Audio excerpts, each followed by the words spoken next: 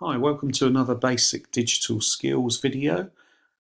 This is one of a number of videos that we've made to accompany our free printed digital skills guide, and that's available from our digital inclusion team, and our contact details are available at the end of this video. In this video we're going to be looking at how to set your default browser page. Now, when you use the internet via a browser, your page will open according to your manufacturer's settings. So when you open the internet, you'll go straight to a page of their choice. Now, if you don't want that page or you'd like another, then what you need to do is to change your settings, and that's what we're going to look at today. So let's get started. Let's look at the browsers that I've got on my computer. Now, today I'm using an Apple computer, and in previous videos I've been using a Windows laptop. So the Windows laptop is installed with software made largely by the Microsoft company, unless I download something else. On my computer I'm using today, we're using Apple software, so you may see some difference in the software that is installed as I run my mouse across what's known as the dock.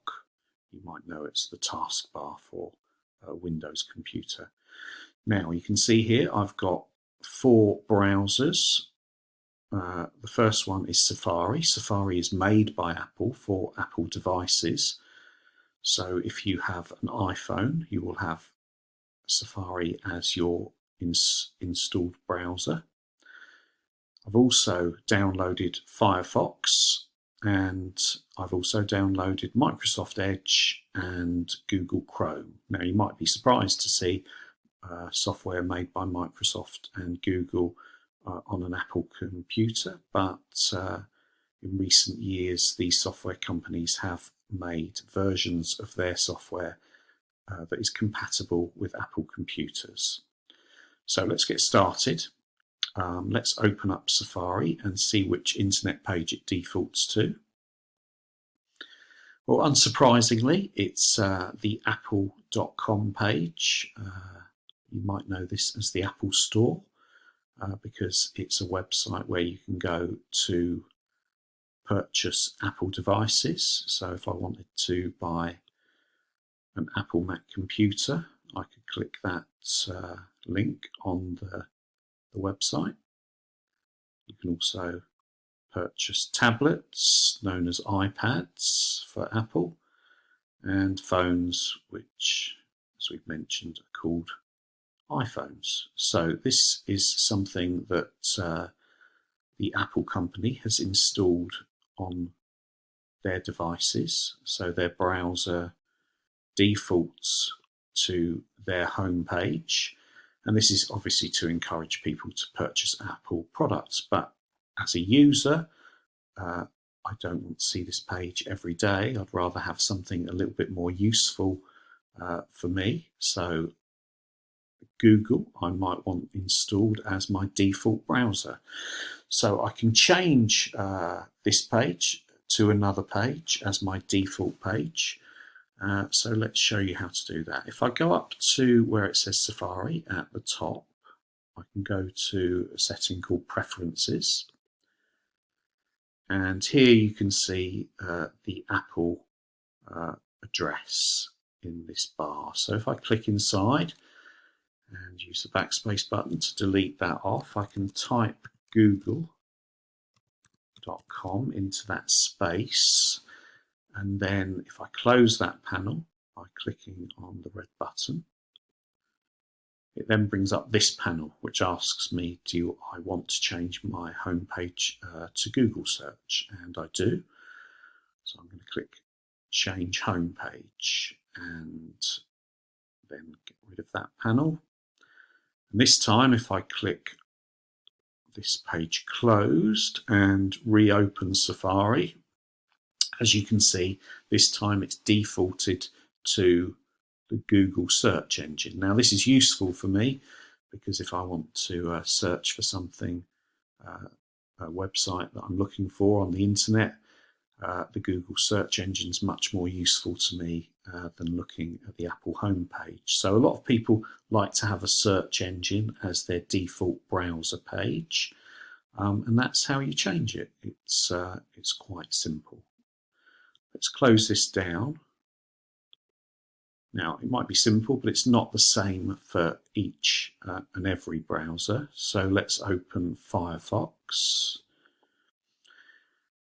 Now, the default page for Firefox, as you can see, does feature the Google search engine. So that's quite a handy thing to have. I think perhaps the company has realized that this homepage might get changed if they didn't have a search engine on their page. So you've got the search engine at the top. You've got some recommended apps for me that I might like to use. And here you've got a range of different stories that come from different websites, some of them newspaper websites. So these types of pages can promote other products, and this is something that can be quite profitable for the companies that create browsers. If you can guide customers towards other websites, then they can raise money that way. So that's the Firefox homepage. If I want to again change that to just have the Google page, what I can do is go up to Firefox and then go to Preferences, as we just did, or as you can see across to the right here, you can see there's a menu, and we talked about the symbol for a menu, or the icon for a menu last time, 3 dots. This is a variation on that. It has three horizontal lines here, and that's again indicating that there is a further menu. So if we click it, left click, and go down to where it says Settings, then you can see here there's a menu again to the left. This is some general settings, and the place to change your default page is where it says Home, and here you can see it says Home Page and New Windows. So it says Firefox Home is the default. If I click the little arrow here, it will give me a drop-down menu, and it says Custom URLs, which means custom web addresses. So I click that, open that bar, and then I can type in google.com, and that will change my page. Underneath it says New Tabs, and so after that, if I opened additional tabs, it would still have the Firefox home page, and I could change that as well. But I'm just changing the home page for now, and I'm going to close this page down. And if you are on a Mac, you'll notice that when a page is still open, even though it might not be on the screen, it has a black arrow below.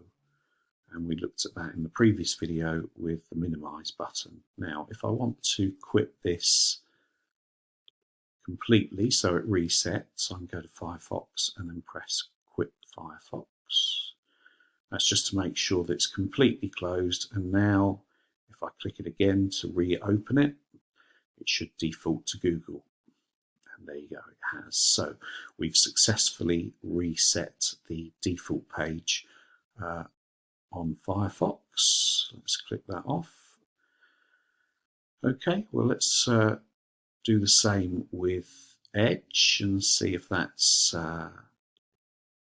very different. Well, you can see the Microsoft Edge default page has a search engine too. Doesn't seem to be Google, as it doesn't have the Google branding on it. It does have some suggested apps here, one of which is the Google search engine. And then you've got a similar layout to Firefox. You've got some stories that have been sourced from different web pages across the internet. Some of these will be advertisements, like for this razor here, and some of these will be news stories. Okay, so if I don't want that, then again I can go to Microsoft Edge and Preferences, or I can click these three dots here. Again, variation. This time it's three dots horizontally. Let's go down to where it says Settings. As you can see, if you've got a mobile phone, again, Settings is indicated by the cog icon. Here's the settings page, and again, you've got a menu to the left. Now, the one that I want to go to here is where it says On Startup. So if I click on Startup, there's the Edge web address. And it says open a specific page or pages, and that has been ticked or filled in. If you've got a circle, you can click in them to indicate which setting you want. So it says open a specific page, so we're going to choose specific page. Here's the three dot menu again, and now when I click that it says edit, okay, which is indicated by that pencil there.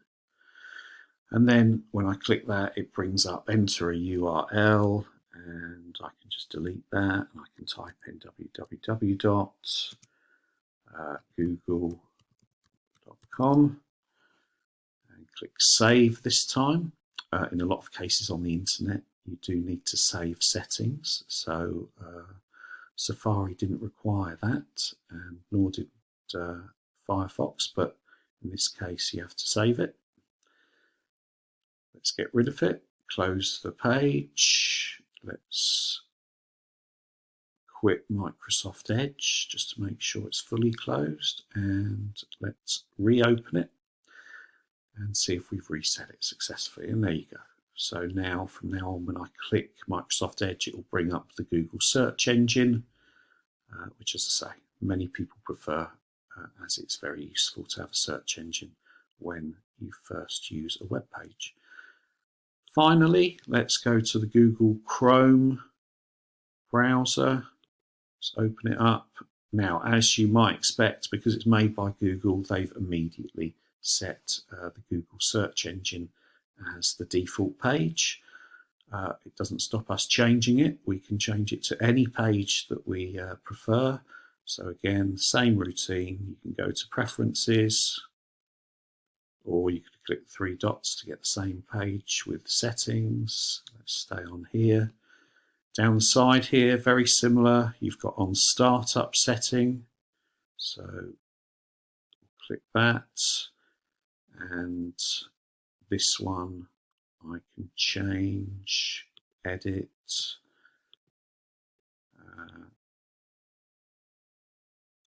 Let's use page that we're familiar with. Okay, bbc.co.uk. Click save, and when I close this down and quit it, and again when I reopen it, it should have been reset to the BBC's homepage. So there we have it, a way to set your default web page, your browser page, to whatever you want. So when you open the internet, you get the page you want. Let's click that off, and that's the end of this particular video. Now, if you've got any other suggestions for videos, or if there's anything that's unclear to you, then please do contact us and let us know, and our team will be happy to help you. That's all for today. Thanks very much for watching. Have a good day.